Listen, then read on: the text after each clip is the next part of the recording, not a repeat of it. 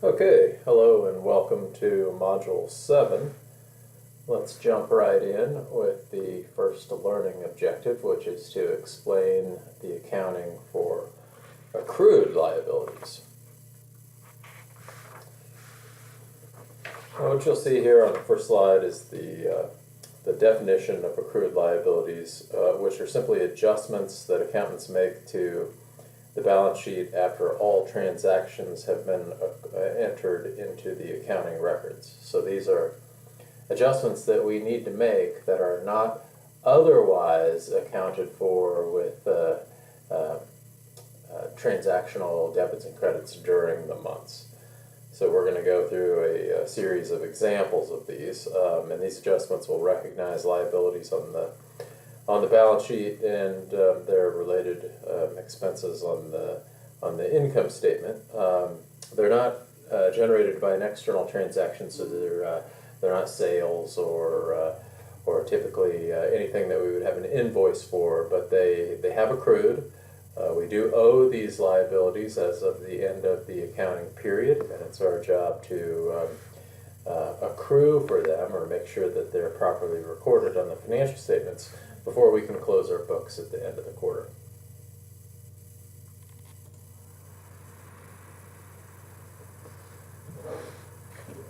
Okay, so let's look at a couple of types of accrued liabilities here. It's important to understand that the accounting, but rarely is this going to be material to an equity analyst. To true up the books at the end of an accounting period, it typically involves entries that are insignificant or inconsequential to the whole picture of a company's balance sheet. Nonetheless, we still need to understand how these accruals work so that we can be mindful of the very rare circumstance where they do happen to be material to a company's ongoing financial operations. So on slide 4, we have several examples, beginning with wages. So it's not uncommon to get to the end of an accounting cycle and have a period of a week or two whereby we owe our company employees wages that they have earned, but the pay period hasn't yet ended, and therefore we have not yet issued those checks. So we will want to accrue for those at the end of the accounting cycle. Interest due is another common example. We've accrued interest on a loan outstanding, but the interest for that period has not yet been paid. Income taxes, other operating liabilities can similarly accrue liabilities at the end of a period. Accruals for contingent liabilities. So this is number 2 on slide number 4. Be careful here. Contingent liabilities depend on the occurrence of a future uncertain event. So the example that the authors give is a litigation or a lawsuit. And in order to accrue for something, it has to be something that you can estimate, and it has to be likely. And a prosecuting attorney may look at that and use that as an indication of guilt. So oftentimes you see these liabilities disclosed in the fine print of a 10K filing or other SEC filing, but not necessarily actually accrued for on the balance sheet. So just be mindful of that when you're doing your analysis on your companies. Make sure that you've identified any of those potential liabilities and accurately benchmark the likelihood that they could seriously impact the finances of your company. And then lastly, warranty liabilities are a very common one. If you have a product company with a lot of warranties outstanding, this could be a very meaningful component of your company's overall valuation. Okay, let's look at the accounting for one of these accruals. In this case, we have wages payable. So we get to the end of an accounting cycle. We have wages payable that have not yet been paid. And to correct for this, or to accurately adjust for this, an accountant is going to make a couple entries. The first of which looks at wages payable and wages expense. We are quite simply going to debit wages payable and credit wages expense. And then when the cash is actually paid out of the company, we're going to debit wages payable and credit cash for that same amount there again, and thereby make the reconciling entry on our books. Okay, next let's look at deferred or unearned revenue. Those terms are interchangeable. Please recognize that, because you will see them used at different places and at different times, and they mean the same thing. So don't get confused by deferred or unearned revenue. Just know that those two things mean the same thing. Now, deferred revenue is an accrued liability, and it represents deposits or other prepayments from customers.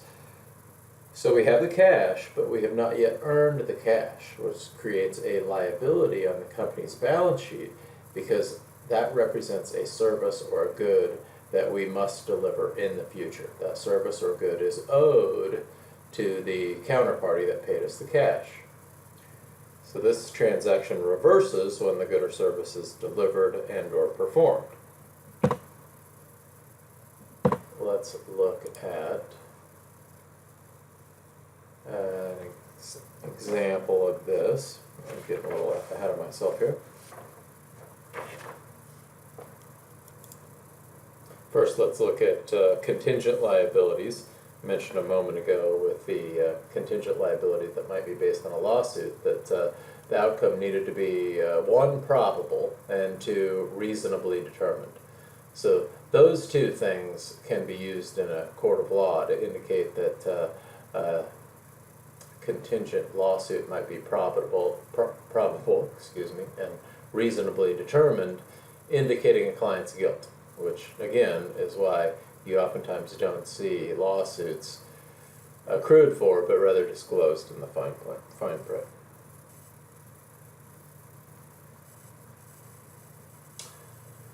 Okay, let's look at the example of a warranties expense. Now, a warranty is typically probable. If we have been producing a product for any length of time, we know the failure rate of that product. So the likelihood that we're going to see a small percentage of a total product go bad is probable. It's something that we can estimate, and it's also something that's reasonably determined, and we see that here. So in the first entry at the bottom of slide 8, we see that this company has accrued $1,000 of expected warranty costs on units sold during the period. So in this instant, we would debit warranty expense and credit warranty payable. And then you see the second transaction below that, whereby the company delivered $1,000 in replacement products to settle warranty claims. So in this instance, we are debiting warranty payable that we previously accrued for, and in this case, we're crediting inventory expense to make the adjustment that we have just paid out.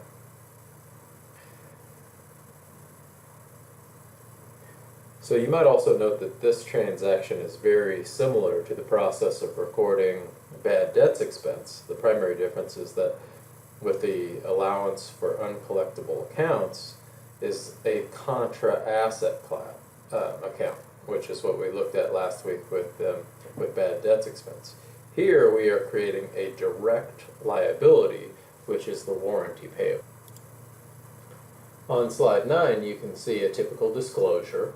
After we've accrued for the warranty payable, you might see some similar language. In this case, we're looking at Harley-Davidson. Harley-Davidson has accrued for warranty expense in the amount of $69,000, and you can see how that account balance changes with warranties issued, settlements made, recalls over a certain time period, and an end of period balance for each of years 13, 14, and 15.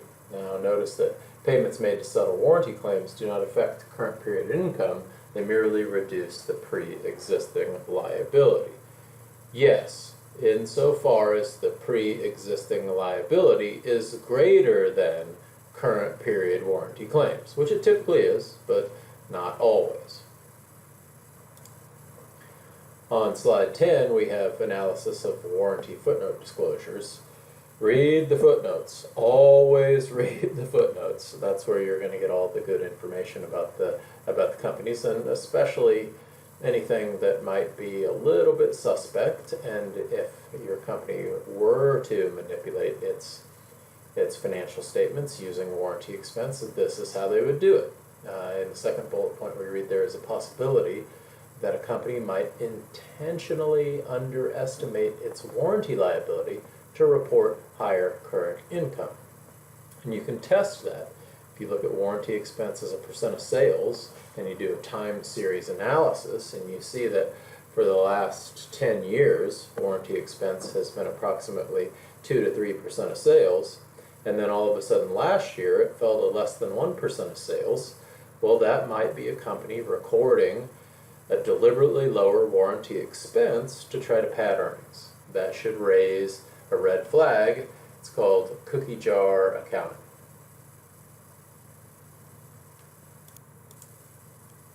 Okay, let's move on to learning objective number 2 here and analyze the reporting for short-term debt.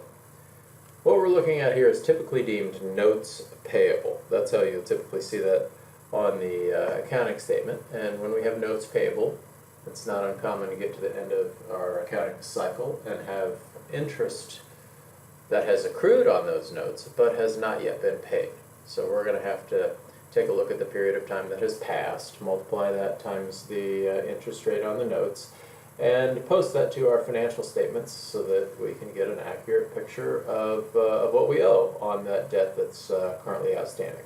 So that's another form of accrual that we'll take a look at. And you can see that on slide 13 here, where we have 3 transactions. In the first we borrow the money, and the second we accrue before closing the books at the end of March, and in the third we pay the interest on the note outstanding. So in the first we have a debit to cash. Cash is coming in the company. We have a credit to notes payable. In the second, we know that we owe interest on that note. We've accrued $30 worth of interest expense, so we go ahead and put that on the books. And then on April 1st, we actually pay that interest. So we'll go ahead and debit interest payable and credit cash for that $30. On slide 14, our authors show us the schedule that details the current maturities of long-term debt. Be familiar with this schedule that you see here at the bottom of slide number 14. It will give you some insights into any future liquidity concerns that your company may face. In this instance, we're looking at Verizon's 2015 annual report, and we can see that over the next 5 years, they have debt coming due in the amount of $6 billion, $4 billion, $7 billion, $5 billion, and $8 billion. Which, if you look at Verizon's cash flow statement, might not be a problem at all, but for another company that had the same schedule of debt coming due, that might present major challenges. So be familiar with your company's plan to face those short-term maturities of long-term debt. And if their plan is to refinance that, basically go back to the markets and borrow new debt to pay off old debt, be suspect. Because that plan will work until it doesn't work anymore. And the primary example of that was 2007, 2008, when credit markets seized up and nearly put a lot of companies that were implementing that strategy into bankruptcy.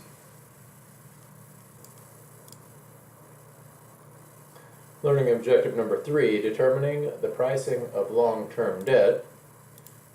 This is a fun one for any of you who have ever spent any time working with the bond market, and can be a little bit tricky. It can be a little tricky, especially if this is the first time you've been exposed to this, but I trust that it was at least partially covered in your prerequisite finance class. So we need to get familiar with the terms.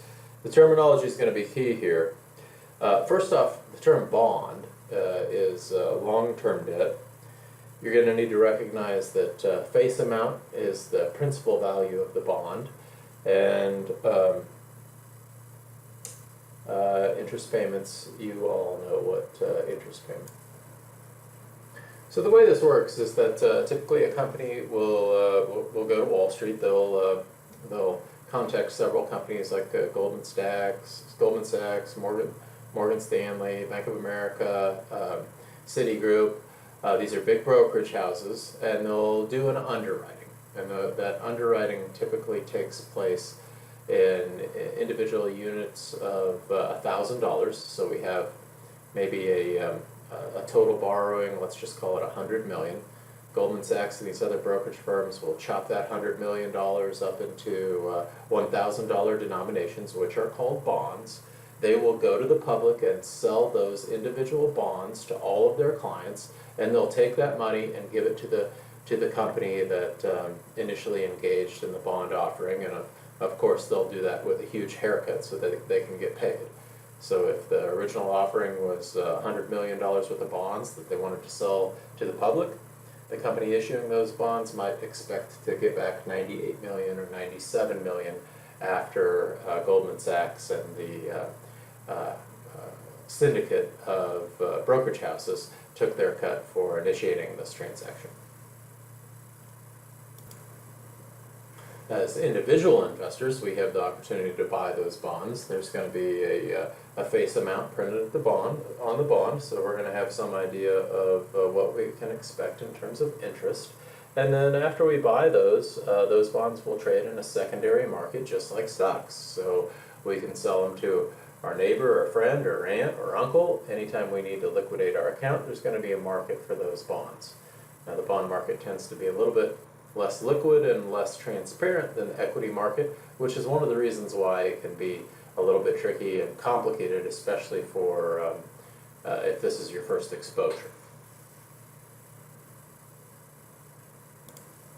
Now, one of the key points I want to make on slide number 18 here is that the bond's fixed rate of interest, this is the third bullet, the bond's fixed rate of interest can be higher or lower than the interest rates offered on other securities of similar risk. That has to do with the liquidity I mentioned and the transparency associated in the bond market. And one other thing you'll also notice with bonds is that their market prices will fluctuate daily, despite the fact that the company's obligation for payment of principal and interest normally remains fixed throughout the life of the bond. Now this will cause the yield on the bond to similarly change as the price of the bond fluctuates, but the interest rate that the company pays is stable. So we'll go through an example of that. Before we go through an example though, let's look at the two types of interest rates. The first is the coupon, and this is the easier of the two because the coupon rate is printed on the face of the bond. All you have to do is look at the bond, and the stated rate on the bond is the coupon rate. It's used to compute the dollar amount of interest. So if you look at the face value of the bond and it says $1,000, we already discussed that the typical denomination for a bond is $1,000, and the face amount of interest on that bond is 5%, well then you know on an annual basis that bond is going to pay 5%. So 5% of $1,000 is $50. Those payments are made semi-annually, so every 6 months you could expect to get a check in the mail for $25. Now contrast that to the market yield or the effective rate. Remember I said that bond prices fluctuate. So just because they're typically sold in units of 1,000 and it might have an interest rate printed on the face of the bond that says 5%, it doesn't mean that you bought that bond for $1,000. You could have bought that bond for $900 or $950 or $1,050. So if you get a check in the mail for $25 and you paid $1,050, well that doesn't amount to an effective interest rate of 5%. Now you got a little bit of a calculation that you have to go through to figure out what the effective rate or market yield of that bond really is. I talked about that periodic interest payment. This is that semi-annual interest payment in the example that I used on the last slide. The second payment that any bondholder can expect is the single lump sum payment at the end of the maturity of the bond. So when that bond comes due at maturity, the bondholder is going to get that $1,000 worth of face value, which we call the principal, back in the form of a lump sum cash flow. Now what we want to note is that the bond price has to equal these two things, the present value of these two things. So the bond price must equal the present value of the periodic interest payments, number one, plus the present value of the single payment, number two. Let's look at some examples. Okay, on slide 21 here, assume that a bond with a face amount of 10 million has a 6% annual rate payable semi-annual, so on a semi-annual basis that would be 3%, and a maturity of 10 years. Let's break each of those down individually. In the first, we have semi-annual interest payments. 10 years times 2 equals 20 semi-annual interest payments. $10 million times 3% equals 300,000 payments. That will happen 20 times for total cash flows of 6 million. At the end of the life of the bond, so at maturity, we can expect a $10 million payment, which is the face value of the bond, for total cash flows equaling $16 million. Okay, now let's compute the present value of each of those cash flows and thereby the price of the bond. Assume that investors desire a 3% semi-annual market rate equal to the coupon rate. The bond sells for 10 million, which is computed as follows. So we know the interest from the last problem was 300,000 in each semi-annual period. So we're going to use our present value factor, which is located in the back of the book, or you could similarly use your financial calculator, and the authors give us an example of how we would compute the present value using a financial calculator. Or you have a third option, which is to use Excel to make the same present value calculation. Take your preference. The present value comes out to $4.463 million. Let's do the same thing for the principal, discount that back to present value using the present value factor of 0.55. Let's add those two cash flows together and we can see that this bond is worth $10 million, which just so happens to perfectly match the face value of the bond. It gets tricky as you'll see. When the market rate doesn't match the coupon rate, which we'll see in this example. Assume investors demand a 4% semi-annual return for a 3% semi-annual coupon bond, while all other details remain the same. So that means we're going to get a different present value factor. So this would also flow through to your calculator or Excel, depending on how you're calculating the present value. But in this instance, these cash flows discount back at 4%, not 3%. So if 4% is the market rate, and this bond's only paying 3%, investors are going to discount that bond, and the price of it will equate to $8.64 million. So investors say, I'm not going to pay $10 million for a bond that only pays 3% when I could go elsewhere in the bond market and get other bonds that are paying 4%. So for this bond, I'm only going to pay $8.64 million. And when I do pay $8.64 million, I know that the combination of the semi-annual interest payments I can expect, plus the combination of the $10 million worth of face value I can expect at maturity, will add up to a total value that give me a real yield or an effective yield of 4%. And now this bond becomes competitive in the marketplace. Okay, let's look at the opposite scenario. Let's assume that investors demand a 2% semi-annual rate of return. This bond still yields 3. The bond now sells for $11 million. We can see how those cash flows add up down here. In the at the bottom of the slide, we have interest payments of $300,000 times the present value factor of 16.34. The present value of those becomes 4.9. The present value of the principal payment becomes 6.7. And the total of those comes 11.6 million. Investors are willing to pay more than the face value of this bond because it yields 3%. When they pay more than, they are entitled to those interest payments, but at the end of the life of the bond, they only get 10 million back, which is the principal. They paid 11, they get 10 back. The total value of those cash flows equates to a real yield or an effective yield of 2%. There and again, competitive with current market rates. And you'll see that happen time and time again as bond prices naturally adjust to the prevailing market interest rates. Because this is one of the areas where students suffer most, let's review these key points. Bonds are priced to yield the return or the market rate demanded by investors. That means that the price will naturally fluctuate so that the effective rate is equal to a market rate. This means that companies can't influence the effective cost of debt by raising or lowering the coupon rate, because the price of the bond will naturally adjust back to that market rate. Doing so will only result in a bond premium and/or discount. One of the areas where this can complicate the accounting is in the interest expense and interest paid. Because bonds typically sell at either a premium or a discount, part of the cash that we pay, part of the interest expense that we accrue, will be comprised of an amortization of that premium or that discount over time.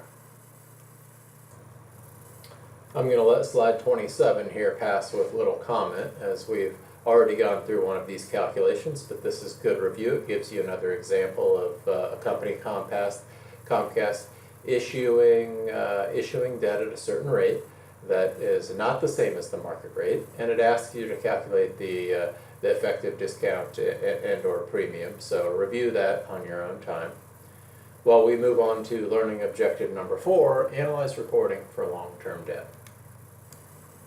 Let's look at the accounting for long-term debt. Here on slide 29, we see a typical disclosure, this one for Verizon.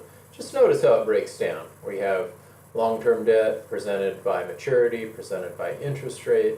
We have different tranches of long-term debt, how they show up in the capital structure. Be very familiar for this when you're doing your research reports. Just understand what's going on here, understand any obligations that the company has, and understand their strategy for paying all these off. Now, the points on slide 30 here are very important key points in understanding bonds. So let's go through them one by one, just to make sure that we all have a firm grasp on how these bonds show up on the balance sheet. Note here that bonds are reported on the balance sheet net of any discount. So you're going to see the gross value of the bond, you're going to see the discount, and then you're going to see the net value also show up on the balance sheet. When the bond matures, the company is obligated to repay the face amount. So what we want to see over time is that discount decline to zero. Same way with a premium. So at maturity, the bond's payable account needs to read the amount that is owed. This means that between the bond issuance and its maturity, the discount must decline to zero. That periodic adjustment of that discount in a smooth manner is what we call amortizing the discount over time. And we can do the same thing with a bond premium. So this discount amortization results in additional interest expense in the income statement. This amortization causes the effective interest expense to be greater than the periodic interest payments. On slide 31 here, we see the inverse of that, which is the amortization of a premium. Again, the bond is recorded at the net value of the bond. So that premium has to be amortized, similarly amortized to zero over the life of the bond. But the effect of that is the inverse of what you see with a bond discount. In this case, the premium represents a benefit which reduces interest expense on the income statement. So on slide 32 here, we have the restatement of what we just reviewed, which is that the amortization takes place evenly over time, bringing the discount and/or premium to zero by the time the bond matures. The second point is a little bit more nuanced. So the amount of interest expense, which is both the interest paid, or the real cash that goes out the door, plus any amortization of the discount and or premium. It's reported on the income statement each year. That represents the effective cost of debt, including both the cash interest paid plus a portion of the additional borrowing costs, or less the discount of the premium and or benefit. Now that can be a little bit tricky, so let's look at this table on slide number 33. And these are great tables. Spend some time with each of these to really understand how we amortize a discount or a premium.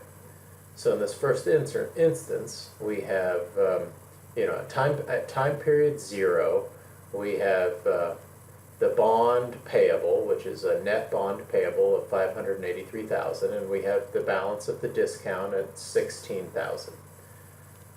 So in the first period, we would have an interest expense, which is column E times the market percentage. Column E was the face amount of the bond, so $583,000 times the market percentage rate. In column B, we have the cash interest paid, which is the face value of the bond times the coupon. The face value of the bond was given as $600,000. So it would be the 583 plus the 16 is the face value of the bond. The discount amortization is going to be column A minus B, so this is what we paid minus the interest expense minus the interest paid is the discount amortization, which leaves a balance in the discount, in the bond discount account of $14,140. And then the new bond payable becomes the face value of the bond minus D, or $585,000. And you can see as we move through period 2, 3, 4, 5 in the same manner, you're going to see that discount fall to 0, and the face value or the bond payable account goes to $600,000 at maturity, which is the face value of the bond, and the company would write a check for the total value of $600,000. On slide 34, we see the reverse of that. In this instance, we have a premium. We have a premium balance of $17,000, and we have a bond payable balance of $617,386. You can see that the bond payable less the premium equals the $600,000 face value. We see the same calculations made, the amortization of the premium, and similarly the reduction in the value of the bond until the premium goes to 0 at maturity, and the face value of the bond or the bond payable equals $600,000 at maturity as well. Okay, let's look at some of the nuances that can creep up when we're dealing with discounts and premiums. In this instance, on slide 35, our authors share with us CVS Health Corporation reporting a loss on early extinguishment of debt, and that total loss was $521 million. And we see how that was disclosed in the footnotes. Again, footnotes, always check the footnotes. But you can see how the company paid a premium of $490 million in excess of the debt principal in connection with tender offers, for a total loss, down here in the last statement, on the early extinguishment of debt of $521 million. So what happened here? Well, it's likely that the company issued debt, interest rates rose, or interest rates fell, rather, so the value of that debt increased, the market value of that debt increased, other investors were willing to pay more for that debt than was originally priced, and in order to buy that debt back, to take that debt off of its balance sheet statement, CVS had to pay more than what the cost was indicated on its balance sheet, and thereby had to book a loss.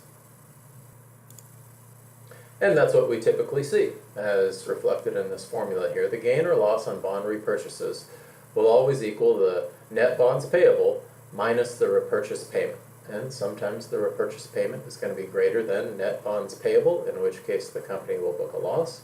And sometimes the repurchase payment is going to be less than the net bonds payable, in which instance the company would book a gain on bond retirement.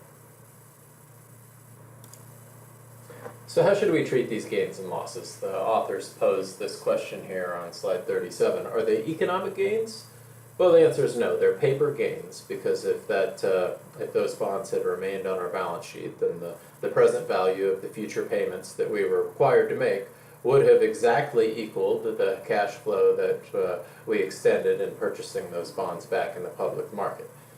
Nevertheless, we know how fickle investors are, and oftentimes a reported gain, even though non-economic, can have positive effects in an open market transaction. So just be mindful of what a company's doing and whether or not it has any real effects on the balance sheet. And if there's any gamesmanship on the management's part, be quick to call them out on that.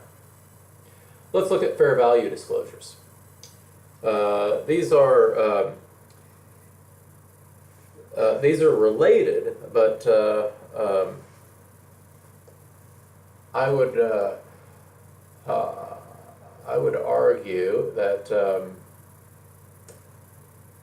while these fair value changes are not reported on the balance sheet, changes in these fair values are not reflected in net income. So what this is saying here is that when interest rates rise or fall, the price of those bonds are similarly going to rise and fall, and that's not always reflected on the balance sheet. And GAAP and FASB doesn't have us record that as an accrual like we would wage expense or interest expense, but that doesn't mean that it's necessarily non-economic. You could make an argument either way. It will be disclosed in the footnotes, though. So check the footnotes to see how those bond prices are fluctuating, and if your company already has issued a press release stating its intention to buy those back, well, then they're now going to be required to perhaps extend a greater amount of cash flow to make that happen. Learning objective number 5, explain how quality of debt is determined. This should be somewhat familiar for everybody in class, I imagine, because we're going to be talking about bond yields. Typical rating agencies are Standard & Poor's, Moody's, Fitch. They will all grade and assess the quality of a bond. And the higher quality, the lower interest rate, as you would expect. Higher quality generally means safer. When a bond is safer, those cash flows are more assured.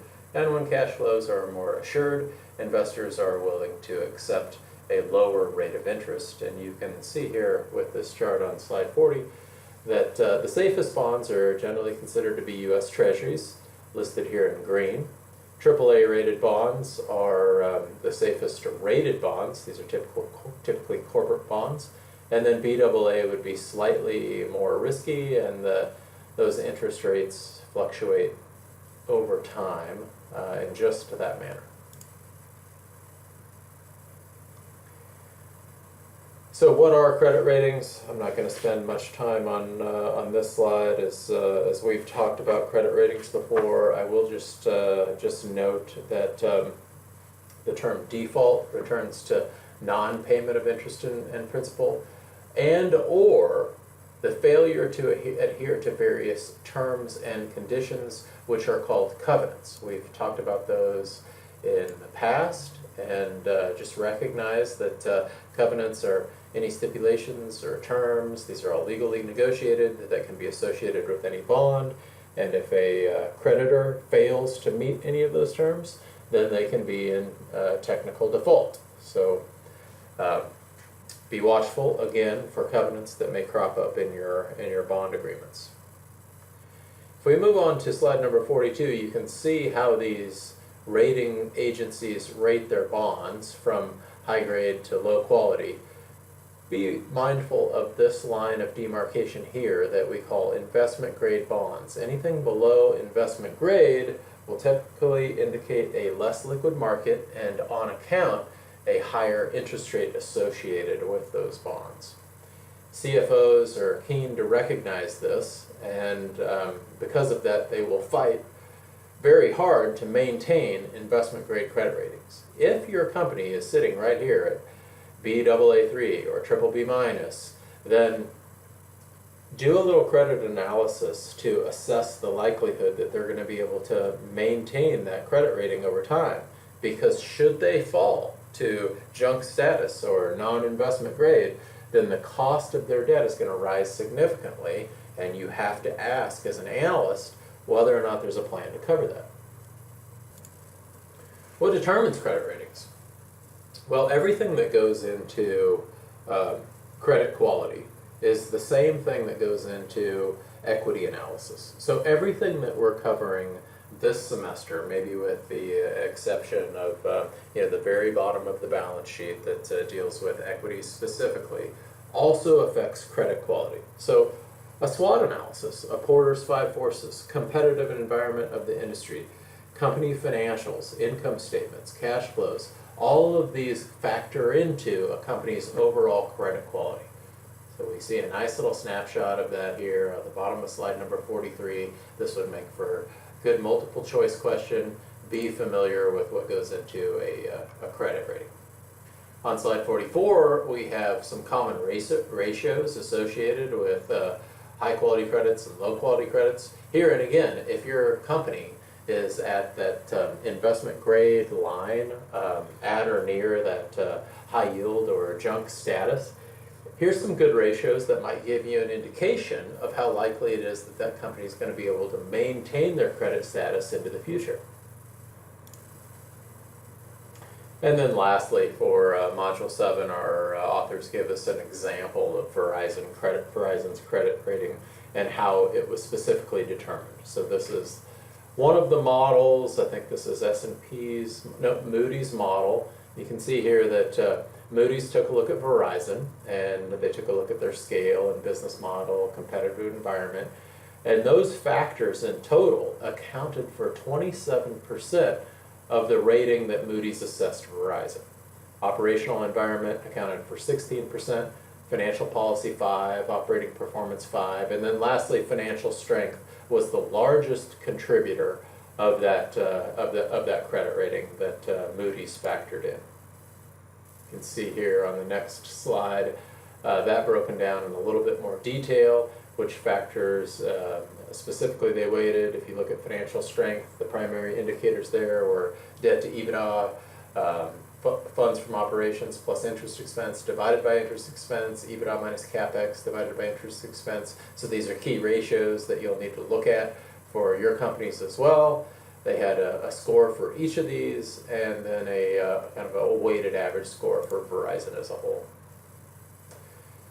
And then if you look at the summary rationale here, I'll let you read that on your own time, but you might be able to find this for your own company. It gives a little indication of what Moody's thinks about Verizon. And if you can find that for your research project, that would give you an indication of what you similarly need to be thinking about as you assess the quality of your own company's credit rating. And then, as I mentioned, this chart says, can credit ratings predict default? So here's your default rate plotted against credit ratings, and you can see right here, investment grade still at 0%, but when you fall below investment grade to BA1, there's a 3% discount rate, and that climbs significantly as credit qualities deteriorate. And as you would expect, interest rates are similarly going to climb significantly with that deterioration in credit quality as investors compensate for the more risk that they take on when they buy bonds of lesser credit quality. So that's really it for Module 7. In the back of Module 7 is an appendix that will review the time value of money. That is 100% review material from your finance prereq class. If you need a review, definitely go ahead and look at that, be familiar with it, and as always, if there are any questions, please reach out. Thank you.